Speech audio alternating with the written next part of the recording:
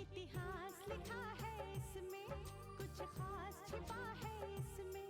इतिहास लिखा है इसमें, कुछ खास छिपा है इसमें। मर्यादा है, कोई वादा है, विश्वास रखा है इसमें। सात फेरों से मिला ये तो उपहार है, मेरा श्रृंगार है, मेरा श्रृंगार है, मेरा श्रृंगार है, मेरा श्रृंगार है। मंगलसूत्र, मंगलसूत्र, मंगलसूत्र, मंगलसूत्र, मंगलसूत्र, मंगलसूत्र,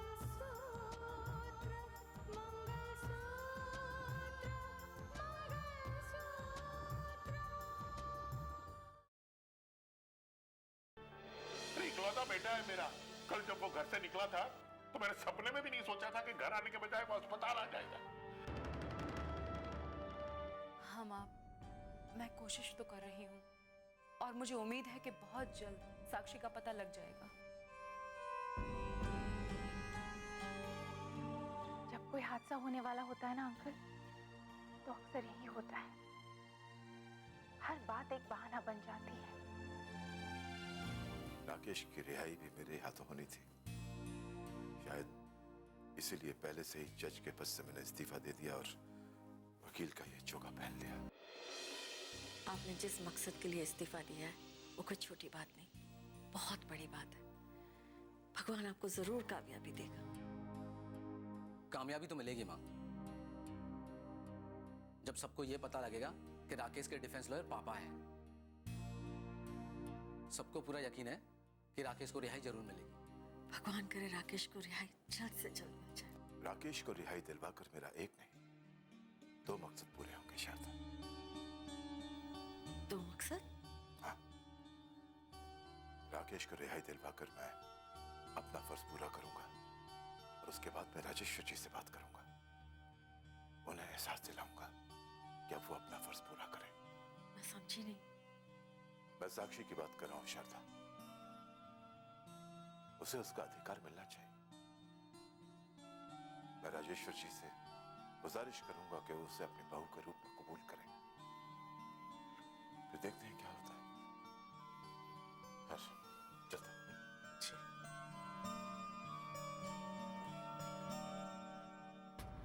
जब सबको पता लग ही चुका है कि राकेश भैया के बचने के सारे रास्ते बन चुके हैं, कानून के सामने सारी सफाई आ चुकी है, तो फिर जस्टिस आदित्य प्रताप को ये केस देने का क्या मतलब है? अब उनका एहसान क्यों ले इस मामले में? हमने जस्टिस आदित्य प्रताप को ये केस नहीं दिया, बल्कि वो खुद लॉकअप गए और उन्होंने वकालतनामे पर राकेश से दस्तखत करवाए। लेकिन क्यों पापा? दूसरे वकील भी तो केस लड़ सकते हैं। हाँ, दूसरा वकील भी ये केस लड़ सकता था,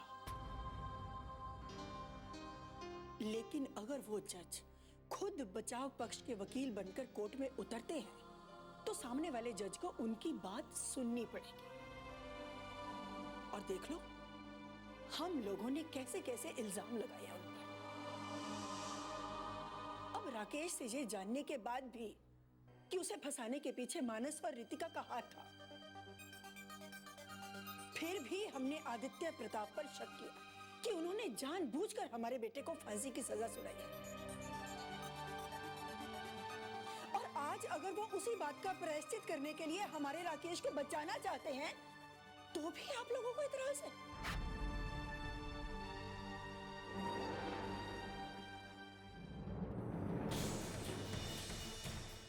धन्यवाद माँ जी,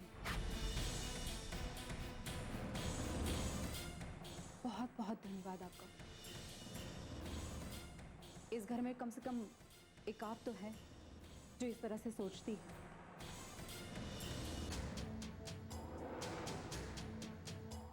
आपने यहां आने की तकलीफ कैसे की? मैं ये बताने आई हूं आपको कि राहुल की वजह से साक्षी घर छोड़कर चली गई है।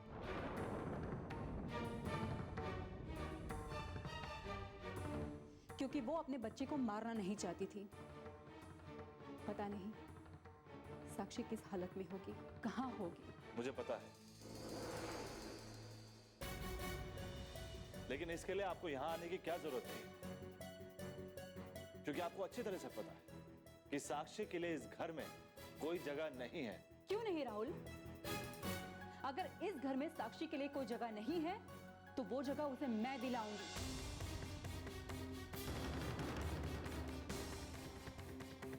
तुम हमारी शराफत और अच्छाई का इस तरह से फायदा नहीं उठा सकते। माना मैंने कि तुम्हारे पिता एसडीएम है, लेकिन इस बात को लेकर कानून तुम पर कोई रहम नहीं करेगा। कानून अच्छा, तो आज आप फिर यहाँ हमारे ही घर में हमें धमकाने आई? मैं समझ नहीं सकती हूँ। राहुल इस तरह से बात करता है, ठीक है, लेकिन आपको तो कम से कम समझना चाहिए कि ये एक लड़की की इज्जत और अधिकार का सवाल है। और ये बात आपको भी अच्छी तरह से पता है एसडीएम साहब, कि अगर साक्षी चाहती तो राहुल को कानूनी तौर पर अच्छी तरह से सबक सिखा सकती थी।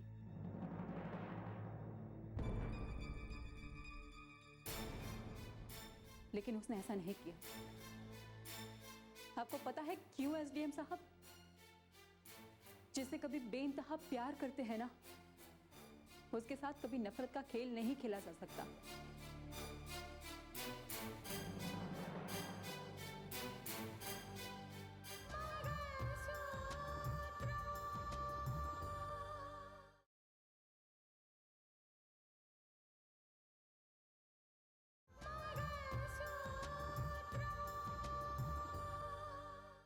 जिसे कभी बेइंतहा प्यार करते हैं ना, उसके साथ कभी नफरत का खेल नहीं खेला जा सकता।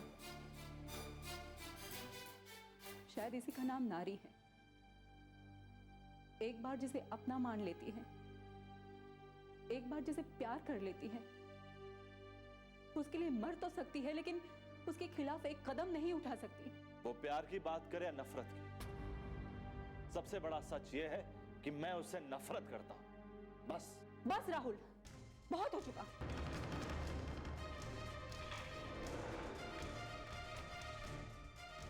तुम्हें शर्म नहीं आती?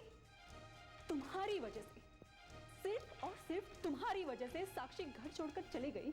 आज पता नहीं वो कहां है, किस हालत में है, तो तुम ये बोल रहे हो।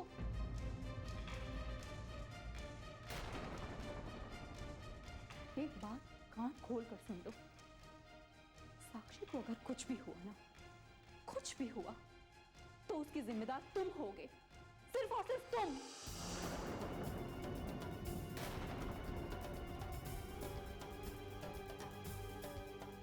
मेरी ये बात तुम याद रखना।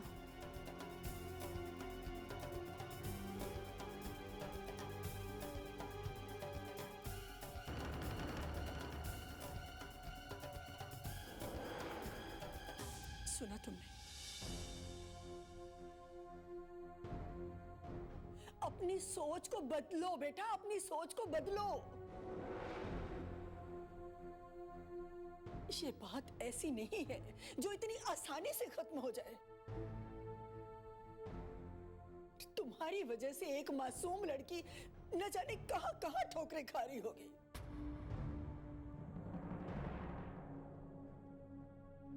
ये कलेक्टर साहिबा हर बात धमकी से मनवाना चाहती है। सच्चाई को आप भी धमकी समझते हैं।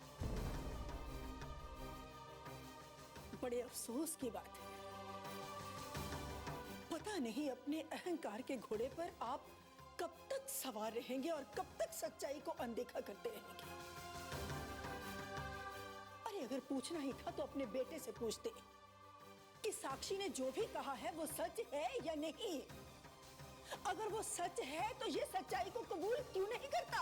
अब ये तो वही जाने, लेकिन किसी की धमकी के आगे हमने अपना सर झुकाना नहीं सीखा।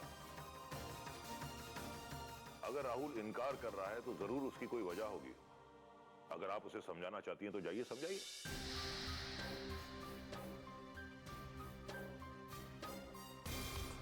मैं यहाँ पे सिर्फ तुम्हारा जवाब मांगने आई थी और मिल गया मुझे तुम्हारा जवाब। एक बात कान खोल कर सुन लो। साक्षी को अगर कुछ भी हुआ ना, कुछ भी हुआ, तो उसकी जिम्मेदार तुम होगे, सिर्फ और सिर्फ तुम। मुझे तुम्हारी जरूरत नहीं है, नहीं है मुझे तुम्हारी जरूरत। राहुल, तुम्हारे पापा तो तुम्हें समझाएंगे नहीं, और मैं ये सब जो हो रहा है सिर झुकाकर बर्दाश्त नहीं कर सकती। मैं तुमसे पूछना चाहती हूँ कि तुम क्या चाहते हो? मैं कुछ नहीं चाहता माँ, मैं इस बारे में बात नहीं करना चाहता। क्यों बात नहीं करना चाहती? एक बात बताओ, तुम्हारे बात ना करने से क्या ये बात खत्म हो जाएगी? नहीं बेटा, मेरी बात मान लो, किसी औरत की बद्दुआएं मत लो। और ये बद्दुआएं ऐसी होती हैं जो इंसान को न जीने देती हैं न मरने देती हैं। इन बद्दुआओं से आज तक कोई नहीं बच पाया और ना बच पाएगा। माँ, मैंने कहा ना, मैं इस बारे में कोई बात नहीं करना चाहता। लेकिन मैं बात करना चाहती हूँ। माँ हूं तुम्हारी, मैं समझाना चाहती हूँ तुम्हें। मत लो आह किसी की बेटा, मत लो। किसी औरत की आह में इतनी ताकत होती है कि वो पत्थर को भी पिघला कर रख देती है। अरे तू तो क्या चीज है उसके सामने। तुमने उस लड़की से प्यार किया था, उस प्यार के फर्ज को तो निभा दो। मुझे अपने प्यार का कोई फर्ज नहीं निभाना। मैं उससे नफरत करता हूँ, नफरत। उसकी कोख में तुम्हारा बच्चा पल रहा है और तू कह रहा है कि तू उससे नफरत करता है। और आज तो ये सवाल सिर्फ रितिका ने खड़ा किया है। अरे क्या होगा कल जब पूरी दुनिया तुमसे सवाल करेगी? जवाब दे पाएगा उसका? नफरत करता है। हाँ।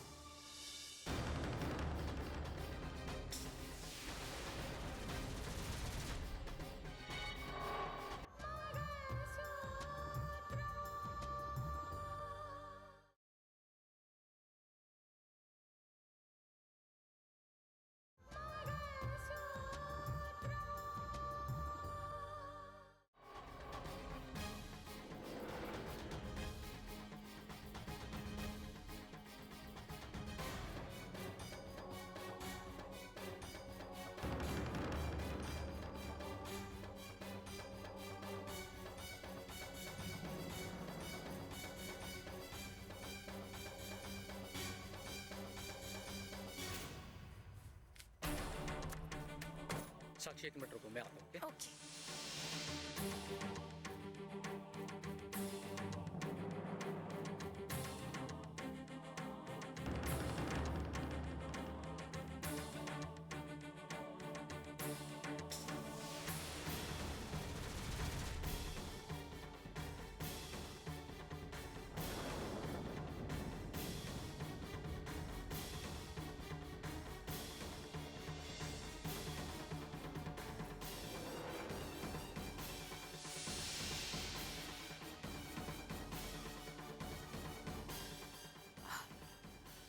राहुल, तुम यहाँ? मैं लगता है रोहित के साथ तुम्हारा बहुत गहरा रिश्ता है। मैंने तुमसे कुछ पूछा। रोहित मेरा मंगेतर है, मेरी शादी उसके साथ तय हो गई है। अब रिश्ता समझ में आ गया?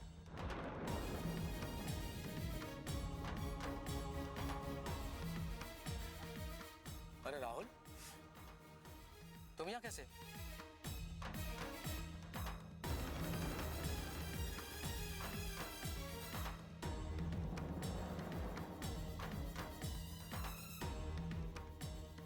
मैं यहाँ से गुजर रहा था तो साक्षी को देखा तो उसे मिलने आ गया। साक्षी से?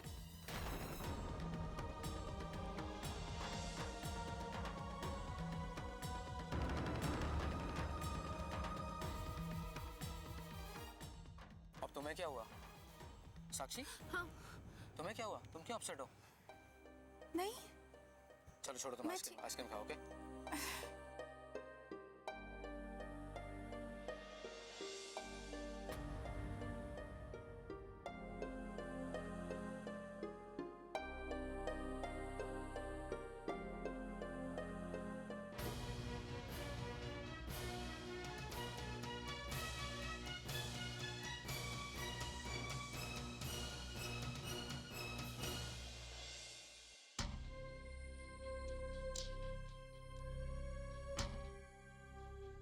कोई कुछ भी कहे,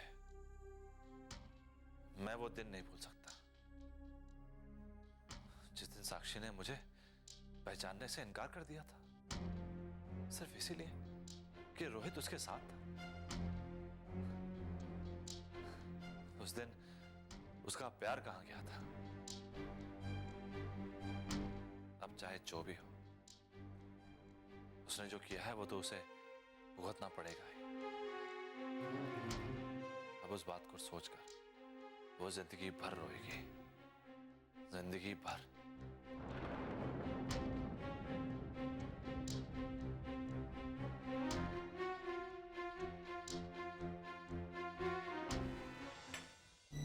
स्नेहा से मुझे मिलने के बाद ऐसा लगा वो बहुत तेज तरार और शातिर औरत है। अपनी फायदे के लिए वो किसी भी हद तक जा सकती है और कुछ भी कर सकती है। तो इसका मतलब तो ये हुआ मैडम कि उसके साथ हाथ मिला के चलते हुए आपको हर वक्त सावधान रहना होगा। फिलहाल तो ना उसकी औकात है और ना ही मुझे धोखा देने की हिम्मत कर सकती है, क्योंकि उसको अच्छी तरह से पता है कि मैं क्या हूं और क्या कर सकती हूँ। सर अगर यहाँ होते तो बात कुछ और होती मैडम। सर की गिरफ्तारी ने हमें बहुत कमजोर कर दिया है और कुछ ऐसा भी नजर नहीं आ रहा है कि उनको कानून से कोई रियायत मिल पाएगी। मैंने सारी कोशिशें कर ली डॉली। मीडिया वालों ने सारे मामले को इस कदर उछाला है कि सारा मामला पब्लिक के सामने आ चुका है और इसीलिए इस मामले को दबाने के लिए राजनीतिक स्तर पे भी जाके हम लोग कुछ भी नहीं कर सकते। यही तो राजनीति है। जब तक बात छुपी हुई है, हर आदमी साथ होने का दावा करता है।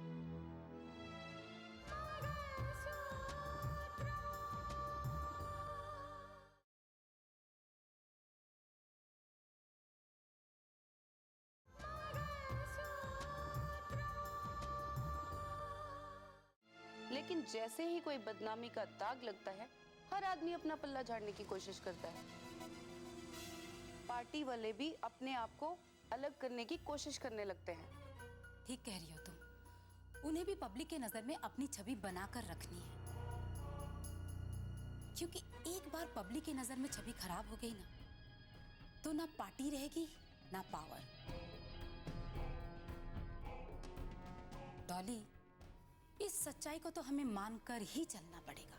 ये भी राजनीति का चलन रहा है कि गुजरते वक्त के साथ जनता सब कुछ भूल जाती है और कानून की किताब में चाहे जितनी बार भी किसी का नाम लिखा गया हो, वो इंसान फिर से चुनाव जीतता है और पावर में आता है।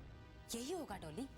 तुम्हारे सर वापस जरूर आएंगे, लेकिन उनकी वापसी में वक्त जरूर लगेगा। आज राकेश और उनकी दोनों की एक ही साथ पेशी है, लेकिन संभावना तो ये है कि उनको आज जेल भेज दिया जाएगा। लेकिन वो राकेश जिसे वो बेगुनाह साबित करके सामने लाना चाहते थे, वो राकेश आज बेगुनाह साबित हो जाएगा। सर चाहे जेल में ही रहे, लेकिन मुंजाल की करोड़ों की जायदाद तक पहुंचने का रास्ता तो वो बना ही गए हैं।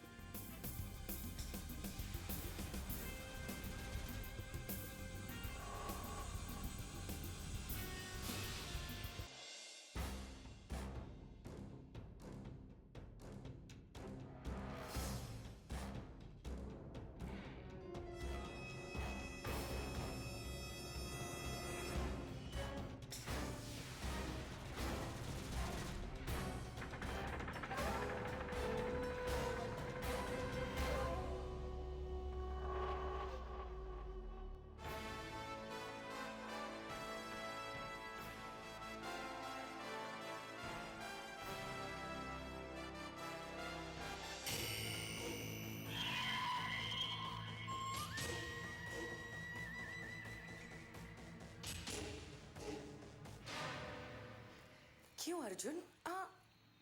राकेश, तुम इतने मुझे परेशान होकर क्यों देख रहे हो?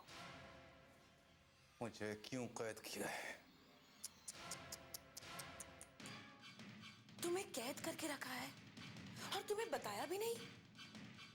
ये सवाल तुम्हें पहले ही सुंदर से पूछना चाहिए था। उन्होंने तो मुझे कैद किया है। क्या चाहते हो तुम लोग?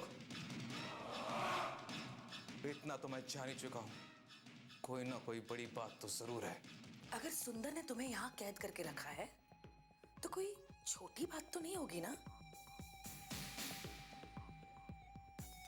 जरूर कोई बहुत बड़ी बात है। तो तुम भी बताना नहीं चाहती? तुम्हें शायद पता नहीं है कि सुंदर कितना खतरनाक इंसान है। वो अपने खुद के भांजे को, यानी तुम्हें, अगर वो यहाँ कैद करके रख सकता है, तो अगर मैंने अपनी जुबान खोली तो वो मेरे साथ क्या क्या कर सकता है? मेरे साथ तुम लोग ये खेल मत खेलो। मैं जान चुका हूं, ये कोई बहुत बड़ी साजिश है।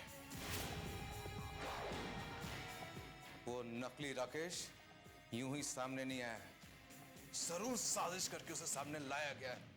अरे नहीं नहीं, हम तो ये खुद देखकर परेशान हैं कि वो राकेश बनकर कहां से आ गया है। झूठ बोलती हो तुम। अगर ये साजिश तुम्हारी नहीं होती तो ठीक उस वक्त जब मैं राज खोलने वाला था, मामा मुझे सर पे नहीं मारते हो और मुझे बेहोश नहीं करते। देखो, तुम लोगों की सच्चाई छुपेगी नहीं, एक दिन जरूर सामने आएगी।